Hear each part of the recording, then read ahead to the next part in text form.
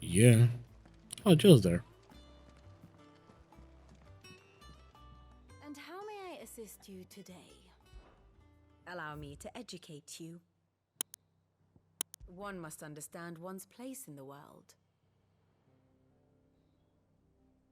The battle between shakes the very earth of its foundation and ends with the Dominican Republic losing both its mother crystal and its dominant, plunging the nation into turmoil. Meanwhile, in Sembrique, Holy Empire also surrenders his throne to his second son, Olivier.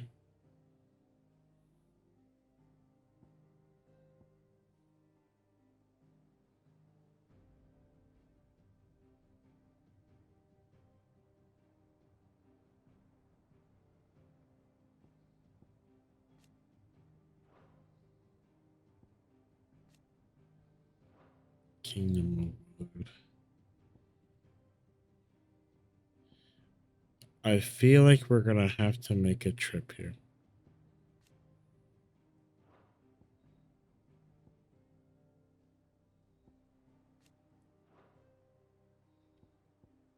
Spa.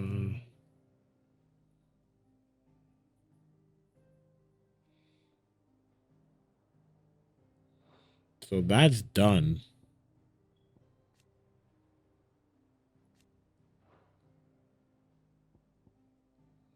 So Drake, oh yeah, we can't. I was like, I figured we could go up here, but like that looks like it's done, right?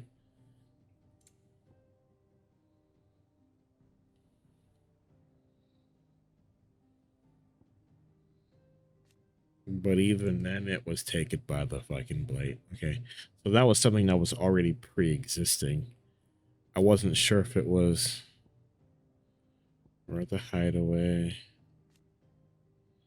That's the wall. Grand Crystal Road.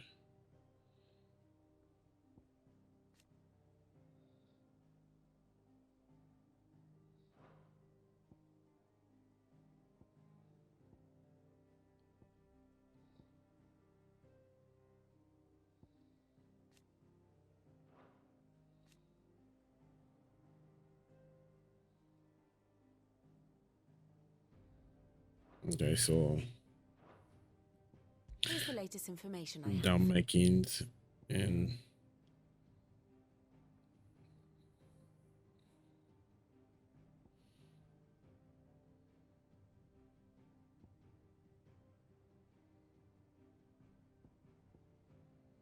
wonder what these two relationship is.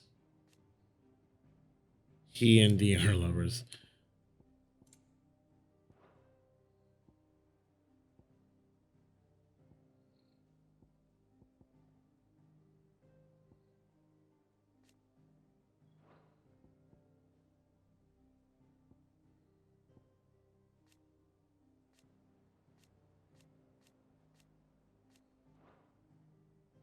We're just catching up on the literature. Thus ends today's lesson. Literature.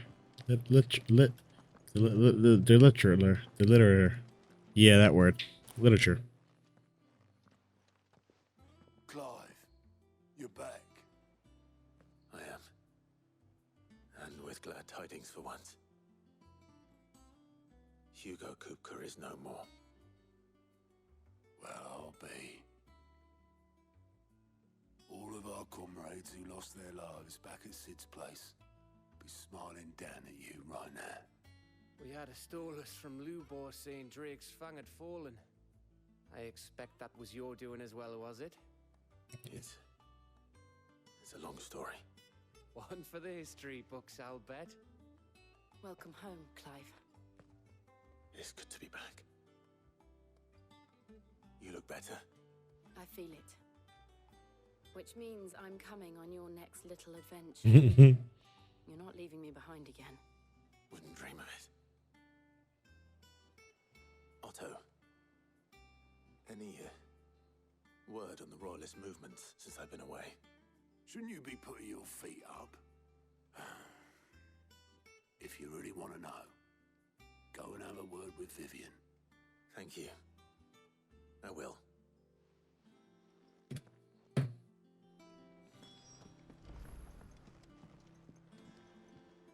Ah, the conquering hero returns. And with hardly a scratch on him. I may have picked up one or two.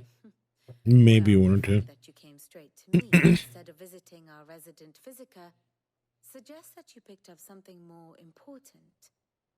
A scent. The scent of Waludas. The very same. But whatever plans Kupka was hatching with the Royalists, he took them to his grave, as did his men. Slaughtered by the orcs who'd taken over the Fang. Orcs, Vivian. I've never seen such creatures in Storm before. The Waludas must have ferried them over from Ash, but why? Why work to rescue Kupka only to invade his home, the mother crystal of an allied nation, and let both fall? It makes no sense. Do you know the tale of the blind men and the adamantus? One can often be led astray by focusing too closely on individual details. One must instead see the bigger picture. And what bigger picture is there than my map?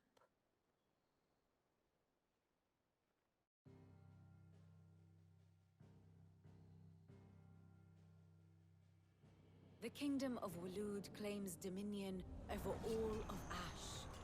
It is a nation forged by the bloody conquest of Barnabas Tharm, the dominant of Odin. The Canvarian War of Independence in 849. The Battle of the Twin Realms in 865.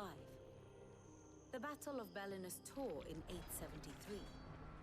Wheresoever his armies fought, Odin was found where the fighting was fiercest.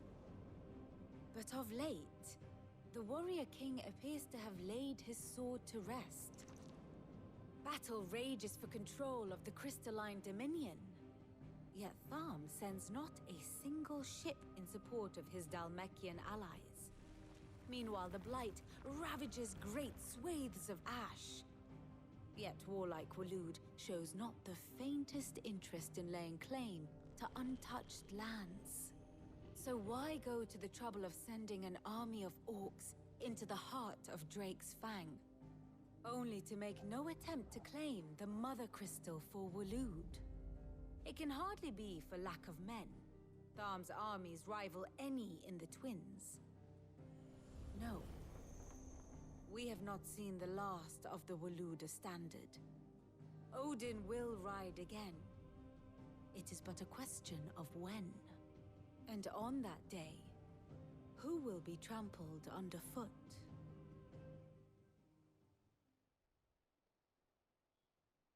In summary, I know not to what end the Royalists betrayed Kupka. I know only that it is part of some broader scheme. A scheme tied to the ambitions of one man. King Barnabas. But there is no need to wallow in confusion. If one is to cure a sickness, one must first identify the symptoms. And your Lord Uncle has volunteered to do just that by keeping an eye on the Royalists' movements. He's really throwing himself into this. Indeed he is. Which means all that remains for us to do is await his reports. Well, not quite all in your case. The people of the Hideaway must hear the news. Justice has been done. Hugo Kupka is dead. He's The dead. wounds he left that night are still raw. Especially for those who lived with Sid the longest. Tell them that those wounds might finally begin to heal. Consider it the price of today's instruction. I've never known you to be sentimental. What can I say? I am only human. And we are, all of us, sentimental animals at heart. I suppose we are. Very well. I'll go and spread the word.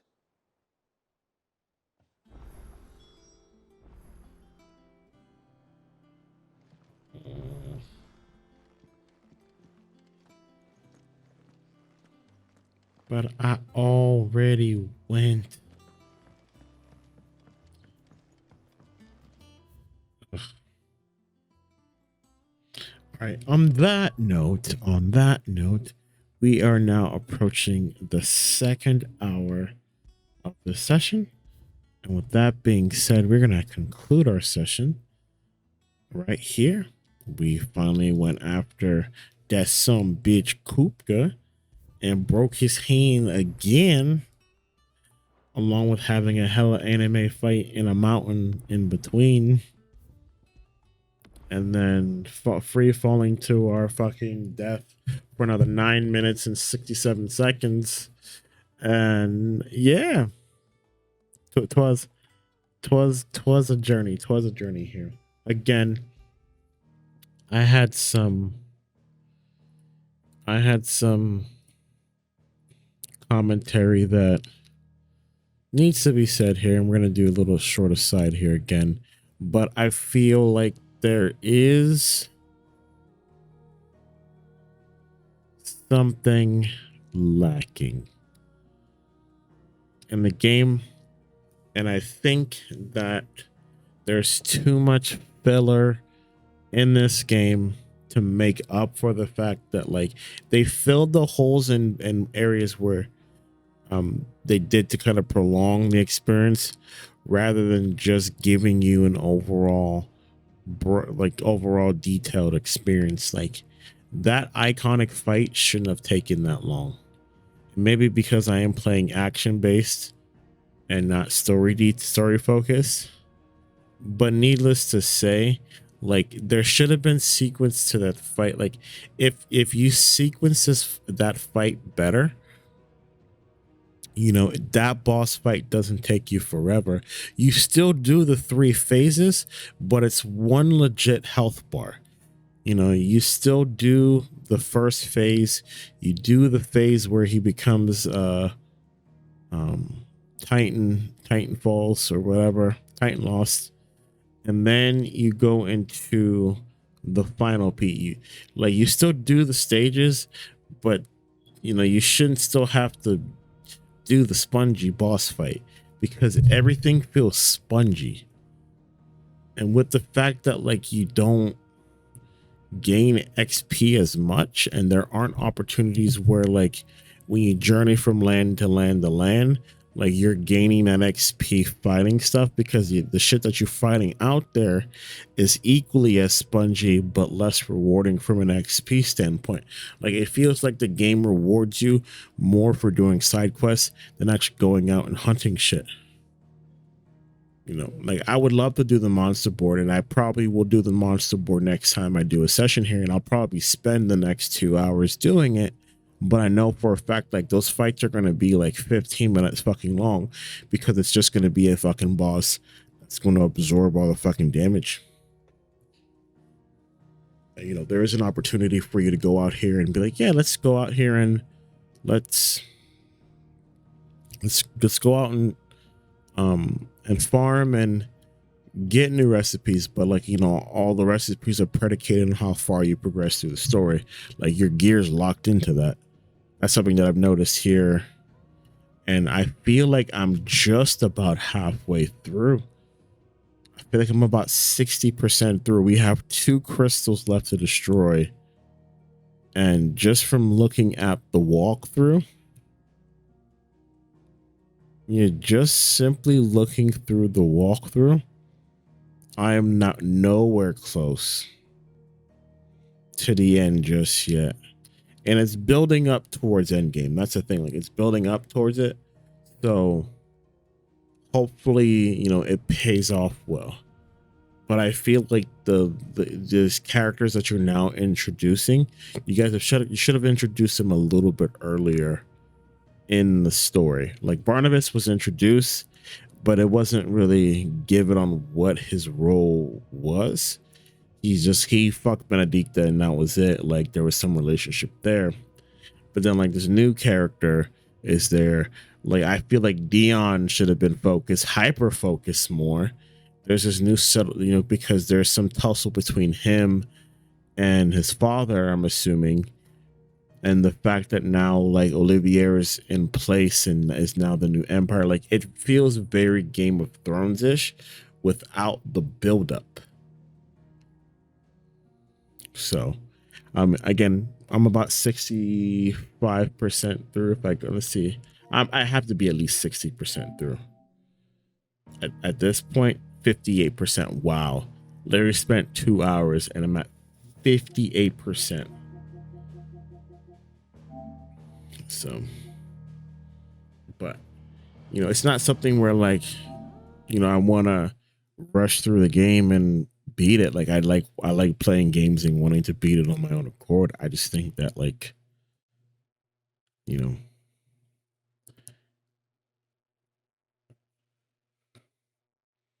it's not a bad game. I want to preference my opinion on that. Like it's not a bad game.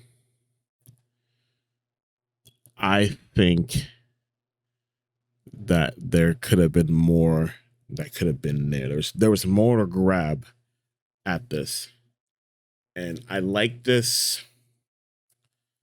idea that we are killing the crystal the mythos that has been a norm in the actual current realm of Final Fantasy for the last maybe like decade and a half now, because that was the direction that Nomura wanted to go in the Xbox 360, PlayStation 3 era, and to watch it come undone, in my opinion, I think it is like, maybe that's just fan theory here, but you're seeing the crystal mythos implode in front of our eyes. And I'm okay with it. Like I'm okay with it. Like I'm okay with the fact that like, even though the story is behind this mythos, is centered around this mythos, it's not the driving factor in being powerful. Like 15, you kind of understood with Regis, and why King Regis was protecting this crystal and why he enclosed himself in the city because of it, and war and conflict and this, that, and the fucking third, and power for the crystal. Here you get that it's laid out in the lore of the story here, but it's not heavily reliant because you're going out your way from place to place to place to place to place to destroy that mythos. So I'm noticing that, and I kind of like it. I do kind of like it here. But outside of me rambling and giving my fan theories, I do appreciate you guys watching the video. As always, we are slowly approaching the 200, excuse me, the 100 sub mark. Last time I checked, as it being August 30th, we are right at 91 subs. Last time I checked the YouTube channel. Again, I think I know for a fact that we will be doing a live stream on the YouTube to celebrate. I think what I'll end up doing here for that is I will probably do a live PLE event of WWE 2K23. Granted, this has nothing to do with the current video that you guys are watching now, but I think because last time I checked on my session log for 2K23, because I am on the going home week of a PLE, a premium live event, I think one way to do it is we'll just do it live. Like, we'll do it live. I'll cut up the VOD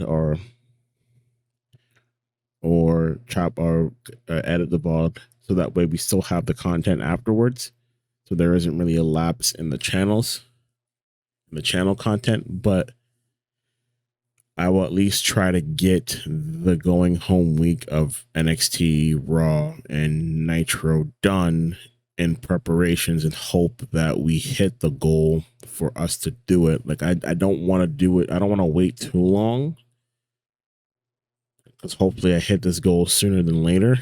But I do think, and I'll probably post this separately. I'll post this cut here separately, and then we'll have this video slated here, but like this commentary here itself will go live here this week, and then we will still let this session rock as its own here. But outside of that, again, we are approaching 100 subs. We will be streaming on the YouTube. I am planning on doing a Twitch stream as well. I do have some time off here in September. Normally I take a week off here for decompress. I do celebrate my birthday around that time when I take time off in September here. I'm not sure if I'll do something stream related on my birthday. I didn't get a chance last year, but we'll see. More to come on that one. But outside of that, thank you guys for watching, following, supporting the channel. If you do like what you guys see, hit that thumbs up. If you don't like what you see, hit thumbs down. I do appreciate the engagement here. Again, comment sections are always open and welcome. Do follow me on the socials that you do see cycling throughout the video on a constant basis. I am on everything. I do get back. I do reach out. I do tweet. I do Instagram. I conversate with everyone the best way I can here. And even if I see a comment in my videos, I do like to respond back to it the best way I can. At least the best way I can. But again, I appreciate you guys. I am Big Papa ETJ. This was another episode of Big E Plays Final Fantasy XVI. And I'll catch you guys on the next one. For the outro.